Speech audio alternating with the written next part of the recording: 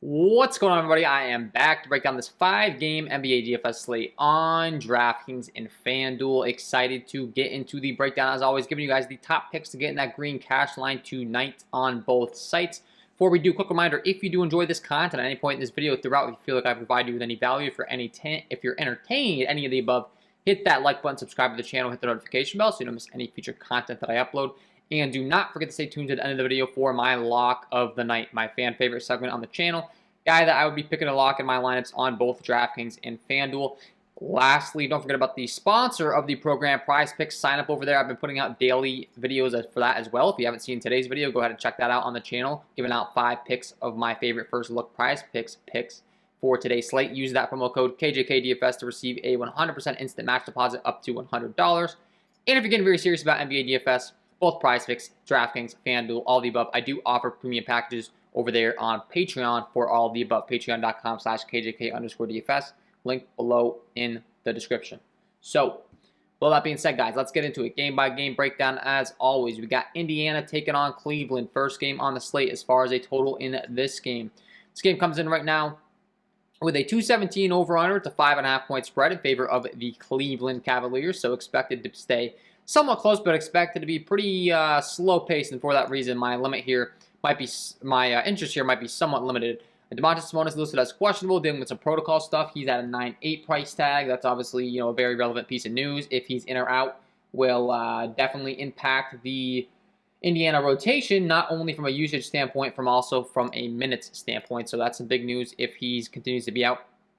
We've seen Isaiah Jackson continue to be out. Goga Batati is also listed as questionable. So depending upon which of these guys are in, Terry Taylor could be, once again, another great value play on this slate tonight. He's kind of been the guy we've been looking to go to so far with these guys being out. Has been phenomenal, putting up 52, 46 DraftKings points the last 2 times out.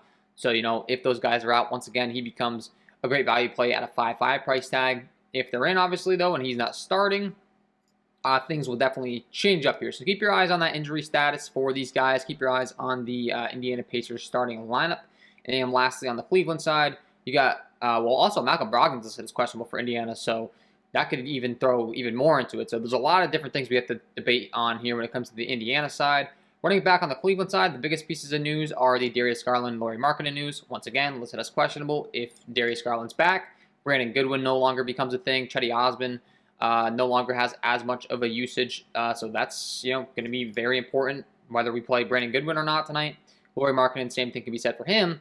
If he's back, obviously going to cut into some more Chetty minutes, etc. So that game, keep your eyes on all that injury news and adjust accordingly based upon what I said. If all the guys are out, Karis LeVert going to continue to be a great play on the Indiana side. If all guys are out on the Cleveland side, you're looking at a lot of Jarrett Allen and Evan Mobley action. So Atlanta taking on Dallas, second game on the slate. This is going to be a good one. Comes in right now with a 221 over-under. You get the Luka Doncic-Trae Young rivalry here with a 2-point spread in favor of the Dallas Mavericks. So expect to close, expected to be fast-paced. John Collins listed as questionable right now. That's the biggest piece of news. If he is out, Danilo Gallinari becomes a much more interesting play. He's the most notable option, I would say. If he's in, obviously that's going to hit Gallinari a little bit, who's also listed as questionable, though. So just keep your eyes on that. If he's listed as out, more minutes to go around for these wing guys, more usage for a DeAndre Hunter, a Kevin Huerter, a Bogdanovich, all 3 of which are already pretty good plays in this type of a game environment at their respective price tags. Kevin Huerter's only 4.2, DeAndre Hunter only 4.7, Bogdanovich only 5.5, all of which playing mid-30s a game. So definitely willing to get plenty of exposure there in this game for sure. And then, like I said, depending upon how that injury news goes with John Collins, they could be looking at even better plays. Not to mention Trae Young certainly does get a big bump up with there being no John Collins as well. So I do think there's a bit of a narrative here. The Luka Doncic, Trae Young matchup, I think anytime they play throughout their whole entire career, it's going to be kind of a thing with the Hawks and Mavericks, going with the trades in the picks and then selecting both these guys. It's kind of just a drama alert thing. 12K for Luka Doncic. The upside has been phenomenal as of late with no Kristaps Porzingis. 64, 71, 71, and 79.25 DraftKings points. He's definitely going to be my top pay-up option on this slate tonight. So I love Luka Doncic a ton as long as Kristaps continues to be out. And people don't seem to realize that with Kristaps being out, Jalen Brunson is the second guy that really gets the biggest bump. So if you're still not capitalizing on that, Jalen Brunson at 6.5 price tag certainly is viable tonight. Third game on the slate, we got Boston taking on Orlando as far as a total in this game. This game comes in right now with a 215 over-under. It's a 9-point spread in favor of the Boston Celtics, so a little bit dicey as far as the blowout's concerned, but Boston gets one of the best possible matchups you could ask for, taking on Orlando. Terrible defense tonight, so I do think it's worth targeting some of their guys. Marcus Smart and Al Horford continue to be priced very reasonably for starters that are getting some solid minutes here. 5-5 for Marcus Smart, 5-2 for Al Horford. We saw his minutes dip down for an extended period of time there. They got back up to 33, 32, and then back on the 19 last time. So starting to think he might be a guy that we don't ever really know how many minutes he's going to play. They're going to just fluctuate it based upon keeping his legs fresh. For that reason, it's a little bit dicey to be going there. A little bit scary, but like I said, you can't ask for much of a better matchup taking on this Orlando squad, so I think it's viable. And then going up to a Jaylen Brown, Jason Tatum makes a lot of sense. These guys are a little bit negatively correlated. You do get a friendlier price tag on Jaylen Brown. If you're paying up for Jason Tatum, I would not be playing Jaylen Brown. If you're playing Jaylen Brown, I would not be playing Jason Tatum. Just kind of the way to go there. Tatum surprisingly grading out as a pretty decent play for me here in my projection model, depending or even with his price tag factored in here. Obviously, like I said, Luka Doncic is my top pay option on the slate. So if I'm having to prioritize, between Luka, Jason Tatum, these other guys, it's not even close. But he does look pretty reasonable. And then running back on the other side, if it's going to stay close, I think we know. Mo Bamba was just listed as questionable. I just got that alert on my phone. So if he's out, that's going to open up some more minutes, some more usage for some guys. Most notably, I think that would really help out Wendell Carter, who's already kind of seeing the heavy dosage of the minutes as is and more usage on his side. Only played 23 minutes last time, I think on a back-to-back. No Mo Bamba, he could be a really interesting option here at a 6'9 price tag. And then you're just looking to mix and blend these Orlando guys. Jalen Suggs, Franz Wagner, Cole Anthony. They're all pretty negatively correlated for the most part, but they're all viable. They always do grade out as decent plays just because of how cheap they are. The minutes do fluctuate. The production does fluctuate. Which guy's going to have the biggest game? It's kind of tough to tell. There's a few teams like that around the league now, kind of like a Charlotte Hornets team. They're all just grading out as decent plays, and you can be mixing and blending them in your lineups if you're making multiple. If you're making one, just throw in one of those guys where they fit. Hope they're the one that goes off that night. That's all I can really say. It's kind of tough to be dialing in on which one's going to be which.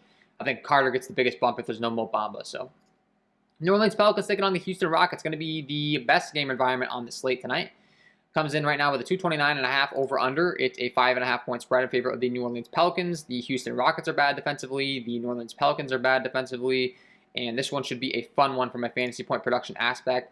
Josh Hart's listed as questionable if he's indeed out. That's going to make us like Nickeil Alexander-Walker a bit more, but most notably, I think Brandon Ingram and Jonas Valanciunas become even better plays than they are right now. They're already phenomenal. I mean, anytime a team's playing Houston, I want to target them. Brandon Ingram's price tag's starting to come up a little bit at 8.7, but we were still able to get him in that 8K range before he climbs back up to the 9K range, which I'm assuming after his performance in this one probably will happen. So I like going up to a Brandon Ingram. I like going to a Jonas Valanciunas at 8.3. Both have a lot of upside in this spot. Christian Wood, Kevin Porter Jr. are the two guys you're looking to go to on the other side. Christian Wood definitely my favorite option. He's the most expensive, but for good reason. Kevin Porter, once again, a lot of upside. He had to exit that game early last time out with an illness, so don't take that last performance too seriously. Only 12 DraftKings points, but he kind of had an issue going on there. And then if there's no Josh Hart, Herbert Jones and Devontae Graham also take a much bigger bump to the top of the list. I already like them as 5.3, 5.4. Fact of the matter is I like everyone against Houston. It's just that easy to be getting exposure there. Nickeil Alexander-Walker at 4.7. If there is no Josh Hart, it becomes a little bit more intriguing. And then you're mixing and blending, kind of like the Orlando Magic guys, the Houston secondary options. You're mixing and blending. So you have Jayshawn Tate, Jalen Green, Josh Christopher, all just looking like okay plays, all going to play a decent amount of minutes, all a little bit scary to be playing in your lineups, but all have the ability to go out there and put up 40 DraftKings points on any given night. So once again, tough to be determining which one it's going to be, but that's just the approach. Mainly looking to lock in on a lot of Christian Wood exposure, Brandon Ingram, Jonas Valanciunas, Kevin Porter. And I do like Herbert Jones and Devontae Graham on the Pelican side if there is no Josh Hart a lot more. Milwaukee taking on the LA Clippers. As far as a total in this game comes up to 227.5 over-under. Expected to stay close to the 4.5-point spread in favor of Milwaukee. We have another great pay-up option here in Giannis Antetokounmpo. Any single time that the game is expected to stay close. I want to have a lot of interest in Giannis. He only played 25 minutes in last night's game because that game turned into a blowout real quick. So he should be well rested on the back-to-back. Typically, a guy that plays in the mid to upper 30s, and we saw him put up 52 DraftKings points in only 25 minutes. So you can imagine if this thing stays close, Giannis, 70, 80 DraftKings points upside on any given night if the game does stay close. So I like going up to Giannis. If I had to pick between him and Luka, I'm definitely going with Luka, but I like Giannis as well. If you can fit both of them in your lineups and it's possible, I would be doing that. Luka's my preferred option, but Chris Middleton, Drew Holiday would be candidates if you're fading Giannis to have high upside games. It's just kind of natural leverage off of them alongside Bobby Portis. We saw Bobby Portis go out there and light it up last night finally. He's been really not producing at a Bobby Portis-like rate as of late. But finally, 51 DraftKings points, that's the kind of upside this guy's capable of. You just got to keep playing him when he's having bad games. The fantasy point production speaks for itself, so Bobby Portis is going to continue to be a good play as well. And then on the LA Clippers side, it's a little bit dicey for me. We've started to see some more consistent minutes out of guys like Reggie Jackson, Marcus Morris, so they're going to be my two top priorities for sure. They seem to be the ones that I'm most comfortable with, knowing they're going to get minutes alongside Amir Coffey. He'd be the third guy. Not as good of a fantasy point producer as those guys, and even though I said that last time out, he didn't get those minutes, so it's like, what are we doing here? It's a little bit unpredictable. Nicholas Batum would be my next guy, third in line to be targeting, but honestly, anyone outside of, I'd say Luke Kennard as well off the bench at 4-2. Strictly from a scoring aspect, a lot of time when they're struggling scoring, I think that's what happened last time with Amir Coffey. Luke Kennard got extended run. It's because they really couldn't get any buckets going, so they put Luke Kennard out there on the floor for extended minutes. So I don't hate going to him, but mainly it's Marcus Morris and Reggie Jackson as run back options in this one. They're the ones I'd be looking to load up on. Anyone else, it's a little bit dicey. We are waiting on some Ivica Zubac news. If he's out, then Serge Ibaka would be getting some more minutes, he's pretty solid at a 4.7 price tag, and we finally haven't seen him play a lot of minutes. He played 34 last time. So, at 4.7, he becomes intriguing. And you're also going to be looking a lot more to an Isaiah Hartenstein off the bench as well. The minutes haven't quite been there. The fantasy point production is phenomenal out of him, though, when he's only 3-3. So, if there's no Zubac, I'd be willing to take some risks there. Not quite as easy as Serge Ibaka if he's not starting, but willing to go there. So, yeah, that's the breakdown of the 5 games.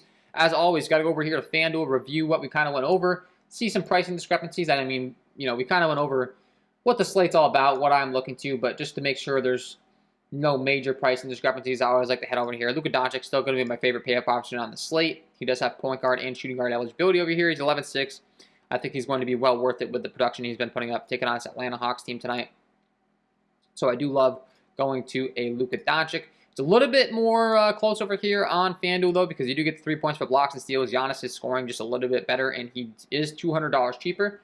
So I will say on FanDuel, if you want to go to Giannis over Luka, I don't think it's as crazy as it is on DraftKings. Brandon Ingram, I really like over here at only a 7.8 price tag. We talked about him against that Houston squad. That's a really good matchup, so loading up on some Brandon Ingram makes a lot of sense to me. At only a 7.8 price tag, that is too cheap on FanDuel. Love the play over here. Marcus Smart at 5.6, taking on an Orlando squad. We talked about him. Very cheap on a site like FanDuel, where you get the 3 points for the blocks and steals at a 5.6 price tag. We've seen him commanding that point guard position. Now he's having a lot more assist upside as well. I do like Marcus Smart in this matchup against Orlando, so I'd be willing to go there. Jason Tatum's price tag is much more friendly over here at 9.8. Robert Williams at 7.5, same thing. So loading up on some of those Celtics guys does make sense to me. I do like Trae Young a ton at only a 9K price tag. He's grading out as a really great play for me. I think a lot of my lineups tonight would have Trae Young and Luka Doncic. I'm just going to ride with the narrative. I think that both these guys really want to show out against one another. I just think that's the fact. I think that's going to be a thing for their entire career, so I like going to them. Jonas Valanciunas taking on that same Houston squad. Very cheap over here on FanDuel. He's only 7.2. Certainly willing to get a lot of exposure to him here. And, I feel like it's a lot of stuff we talked about. Jaylen Brown at 8.2 on the Boston side, looking like a great play. Bobby Portis at 5.5. We just talked about it. And Jalen Brunson at 5.8. We talked about Jalen Brunson getting a bump up with there being no Kristaps Porzingis. They're both plays that are really grading out pretty great over here for me at a 5.5 price tag for Bobby Portis. That's just way too cheap for a guy that has 50-plus FanDuel point upside. Love that. Jalen Brunson, once again, very cheap. The usage is going to be there. The minutes are going to be there. We talked about some of those Hawks secondary guys as well, like a Bogdanovich, Kevin Huerter. Bogdanovich is 6K. Kevin Huerter is 5.5. They're all going to play a ton of minutes. We talked about Devontae Graham, especially if there's no Josh Hart. So, a lot of the stuff that we talked about over there on FanDuel, on DraftKings is going to apply over here on FanDuel. Some guys that definitely have some friendlier price tags over here, so that never hurts our feelings. DeAndre Hunter at 4.8 for those Atlanta Hawks that we talked about. Looks really good, so yeah, guys, that is my overall breakdown here on this slate today. Before I let you guys go, quick reminder, Prize Picks, guys. Sign up on that code. Use that promo code KJK DFS. Get locked in over there and watch that video. I put up my picks earlier today. And when you use that promo code, you'll get an instant match deposit up to $100. Check out the KJK DFS premium content packages. And with all that, guys, got to give you my lock of the night. Of course, before I let you go, let's get into it. And my lock of the night tonight is going to be Luka Doncic. First time I've gone with an absolute stud pay up in quite some time for my lock of the night, but I think if there was ever a slate to do so, this is the one. Luka Doncic taking on the Trae Young. You get the little narrative there, and the fact of the matter is, with no Kristaps Porzingis, this guy is just on a whole nother level. I think it's a priority to have him in your lineups. I think the first place lineup will have him tonight. Get him in your lineups because he is my lock of the night. So there you go, guys. Luka Doncic, get him in your lineups, and that is all from me in this one. If you did enjoy the content, hit that like button, subscribe to the channel, hit the notification bell so you don't miss any future content that I upload. Wishing you guys all the best of luck tonight, and we will see you in the next one.